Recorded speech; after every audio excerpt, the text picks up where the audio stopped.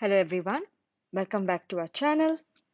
In our last video, we were talking about different strategies that we can use to ace our SSC CHSL exam, and one of them being strengthening our basic grammatical knowledge. We were focusing especially on tenses and nouns.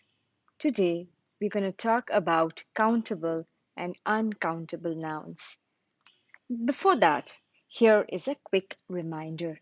If you're preparing for SSC CHSL 2021 and you're looking for guidance, you can enroll with us. Our classes have excellent video lessons. We have study notes, comprehensive practice questions, full-length mock tests, interactive live classes, and chapter and section tests.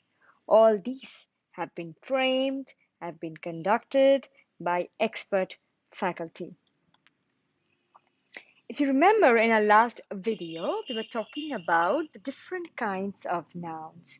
We talked about proper noun, we talked about common noun, material noun, abstract noun, countable noun, collective noun, and uncountable noun.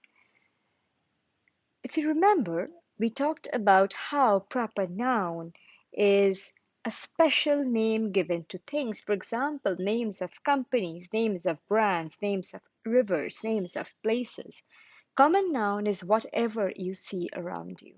It can be anything that's common. And one way to differentiate between a proper noun and a common noun is by the use of capitalizations. Common nouns do not have capital letters. Proper nouns start with a capital letter.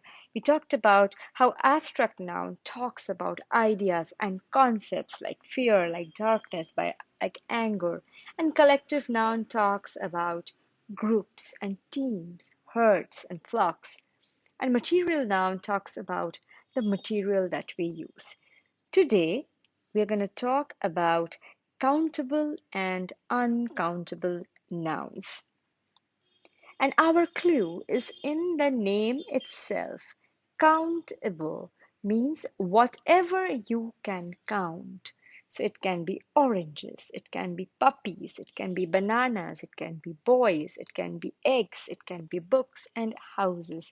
Whatever you can count is countable nouns. What about uncountable nouns? Again, let's look at the name itself. Let's deconstruct it. Uncountable, whatever you cannot count. It can be, for example, coffee, like tea, like juice, like smoothie, whatever you cannot count, like money, right? So countable nouns are for things we can count using a number. They have a singular and a plural form. The singular form can use a or an. So we use articles here, a or an. If you want to ask about the quantity of a countable noun, you can ask how many. So this is the way we count our nouns here. So we ask how many if you want to find out about the quantity. So how many dogs? Two dogs. How many horses? Two horses. How many men? Maybe two men. So what are we doing? We are trying to find out about the quantity. We're asking about the quantity of a countable noun. Now, what about uncountable nouns? Uncountable nouns are for things that we cannot count with numbers. What is important for you to remember is that uncountable nouns are used with a singular verb because they do not have a plural form. For example, tea. So if you're writing teas, this is incorrect. You never say teas. Sugar. So if you're saying sugars, this is again incorrect. So they do not have a plural form. Tea, sugar, water, air, rice, knowledge, beauty, anger are some of the examples. So, what is important for you to remember here is that they carry a singular verb, number one, and number two, they do not have a plural form.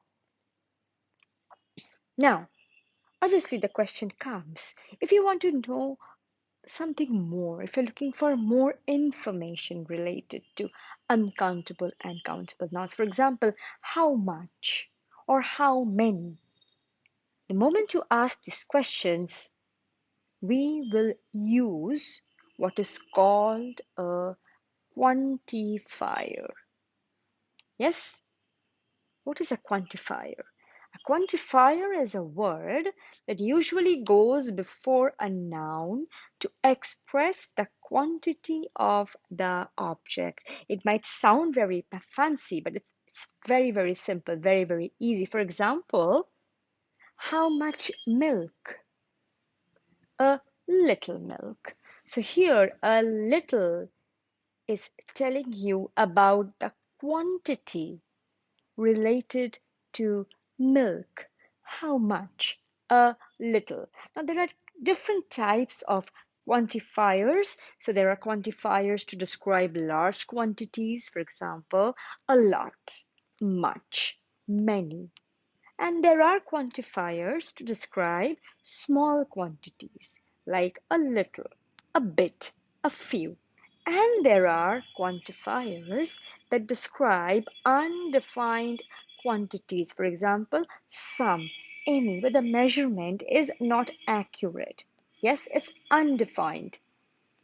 There are also quantifiers that express the idea of a sufficient amount, so enough, plenty, right? So there are different types of quantifiers. To be very, very specific, we have quantifiers for large, we have quantifiers for small. Try to remember the examples like a lot, much, many, related to large quantities, a little, a bit, a few. Now, these are related to small quantities. Third type is related to undefined quantities like some and any, and we have quantifiers that express the idea of sufficient amount. For example, we have enough and plenty.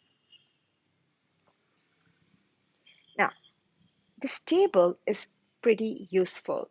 This table would be talking about the different kinds of quantifiers and when they are used. For example, let's take a look at a little.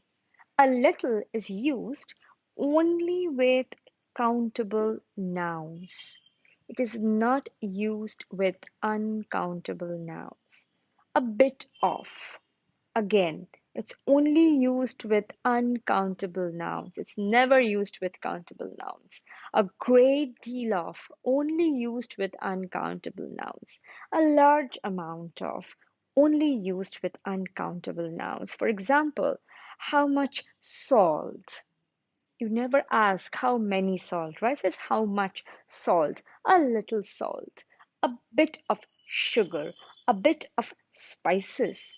A bit of pepper, right? So a great deal of money. A large amount of money. So what are we talking about? We are adding information. We are quantifying, right? We are talking about the quantity related to certain uncountable nouns. Now let's take a look at the second column. We have uncountable and countable nouns. Now these quantifiers in the second column, they are used with both uncountable and countable nouns. So you ask the question, how much or how many? So no or none, not any, some, a lot of, plenty of, lots of. Now, these quantifiers are used with both uncountable and countable nouns. Let's look at the third column. What about countable nouns? Now, quantifiers like a few, a number of, several, a large number of, a great number of. Now, these are used only with countable nouns. Okay, right? Now, before we move on, it's very, very important to get your concepts clear, right?